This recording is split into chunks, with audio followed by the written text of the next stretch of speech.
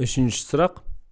П дейді, П деген периметр. Периметр деген сөз бір фигураның барлық қабырғалардың қосындысы. Мысалы, сол жақ бағандағы фигураның қабырғалары x және 3 деп тұр. Осы үшеуін қосаңыз, x қосылған x 2x болады, қосу 3.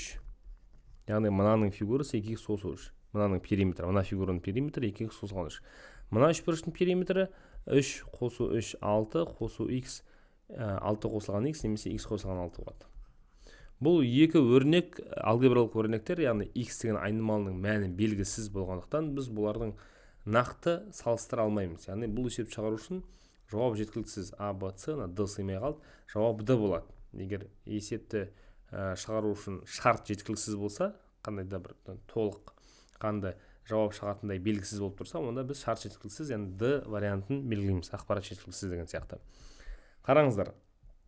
Егер біз x-тің орнына 2 беретін болсақ, мысалы мына жерде 2 көбейту 2, 4 қосу 3, бер жағы 7 болады. Мынада 2 қосу 6, мынаның мәні 8 болады. 8 7-ден артық. Яғни мына жағы үлкен болатын жағдай бар. Я, x-тің орнына 2 қойсақ. Ал x-тің орнына 4 қойсақшы, мысалы, мынаға 4 қойсаңыз, екі жердегі 4-іміз 8, қосамыз 3, 11 болады. Ал мынаға 4 қосу 6, 10 болады. Керісінше, мына сол жағы артық болып кетті. Яғни қараңыздар, біз нақты айта алмаймыз, бер жағы, сол жағы немесе оң жағы үлкен болады деп. Сондықтан бұл екеуі мүмкін тең болып кетуі де мүмкін. Мысалы, x-тің орнына 3 қоятын болсақ, онда екі жердегі 3-ім 6, қосу 3 9, 3 қосу 6 9. Яғни тең болып кететін жағдай бар. Үш түрлі жағдайда бар. Сондықтан бұл есеп шығару үшін ақпарат толық жеткіліксіз. Жауап Д.